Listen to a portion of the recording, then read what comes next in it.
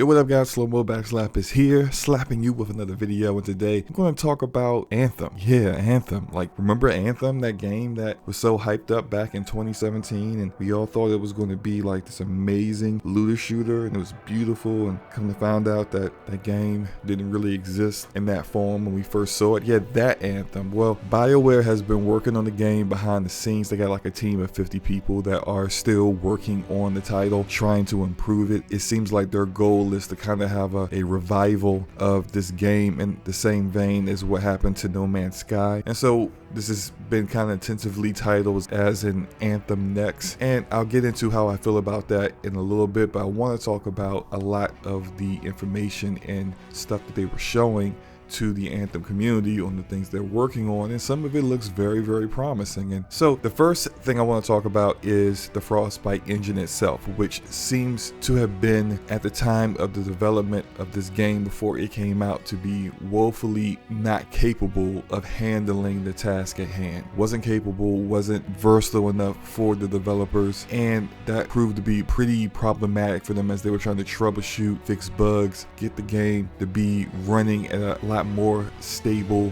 frame rate, especially on consoles. Well, I can attest to the fact that playing the game just now a little while ago, it performs a bit better than it used to. I gotta admit, I played it on PC. Not sure how it plays on Xbox or PlayStation right now, but on PC, I did see a marked improvement in performance. Now, in regards to skill trees, their blog actually showed the skill tree here, which is a preview of the skill tree and how it looks in Frostbite. Now, we were all very much disappointed that there weren't any kind of skill trees available in Anthem when it first came out, and that's something that is kind of a staple of looter shooters.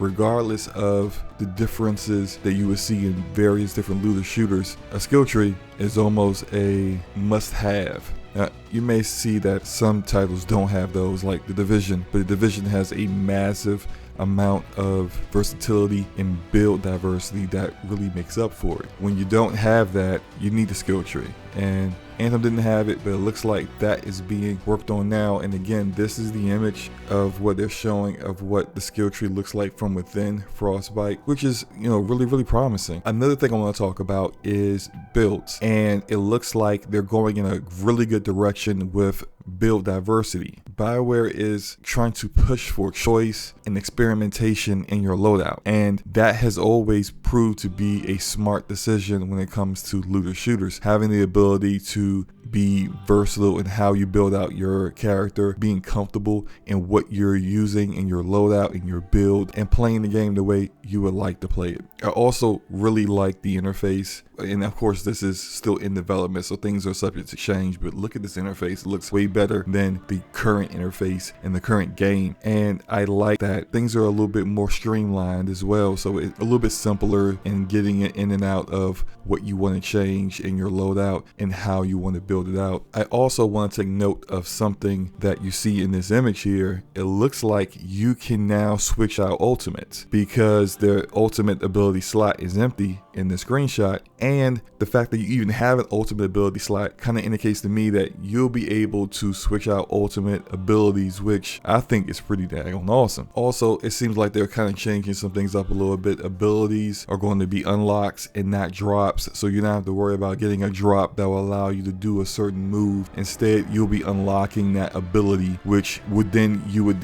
get mods in order to modify that ability further. That is, I think, a way better way of allowing people to enjoy the game and also get the abilities that they want and be able to modify them in various different ways. So let's get back to those skill trees and also talk about specializations. Now, going forward with this, each javelin can level up, awarding skill points for that particular javelin. Skill points can be spent to unlock abilities, passive skills, and stat boost, and each specialization has its own advanced skill tree. So now we're getting kind of in depth here. This is kind of some of the stuff that I'd like to see with, say, a game like Borderlands, where you have 3 separate skill trees that you can then kind of combine and apply skill points to in order to build out a particular build that you're looking for. But it's good that you'll be able to actually, in Anthem, level out each javelin and specialization independently.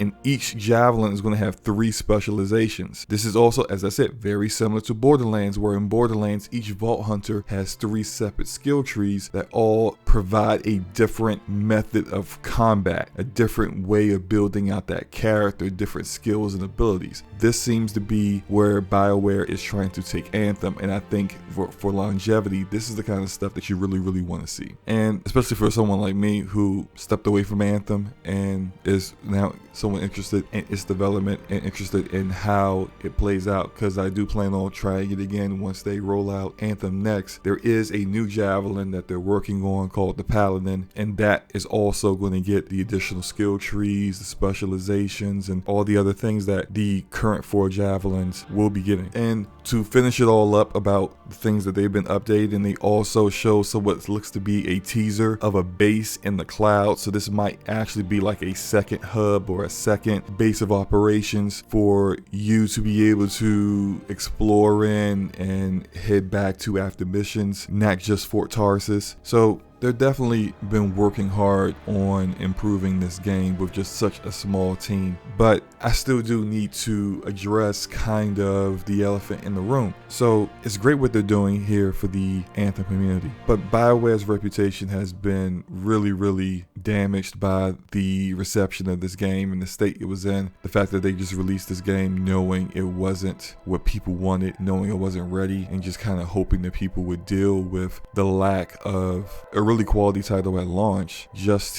while they worked on fixing it. And with that said, I don't know if they have spoken on cost of anything, but the only way for this to really be successful, the only way this will really bring people back in and also potentially lure in gamers who didn't try out Anthem, is for it to be free. Now, I understand if you've never purchased Anthem before, that you should probably pay some money for this. But for those who already put money down, those who spent $60 or much more for that Legion of Dawn edition, they've spent a lot of money on this game already, and they did not feel like they got their money's worth. You're not going to be able to get those people back by charging for this. And I know it may be a tough pill to swallow for EA and BioWare, considering that by the time this comes out, we'll be all in on next generation. The people who played this game on their Xbox One and their PlayStation 4, a good many of them are going to have PlayStation 5s and Xbox Series consoles. And so it may feel like you need to charge for this, considering you need to also make this older title upgraded and taking advantage of features for next generation consoles. But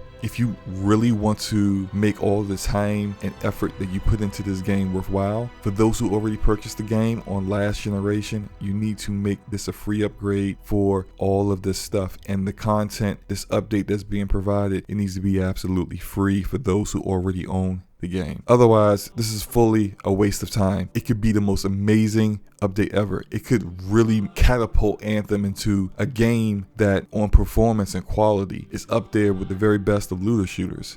But you have to recognize where this game stands as an IP, its reputation, and how gamers view it. They're not going to give it a shot if you're trying to charge them even more money when you already let them down previously. But that's my video. Let me know what you guys think about Anthem. Do you find all this stuff interesting, and are you thinking about coming back to the game? Have you never tried Anthem before? Is this something that you think you might want to be interested in? Let me know in the comment section below. Hit the like button if you liked the video, hit the dislike button if you didn't. It's all good. And hit the subscribe button if you want to see more content on Anthem and its revamp in the future. Peace.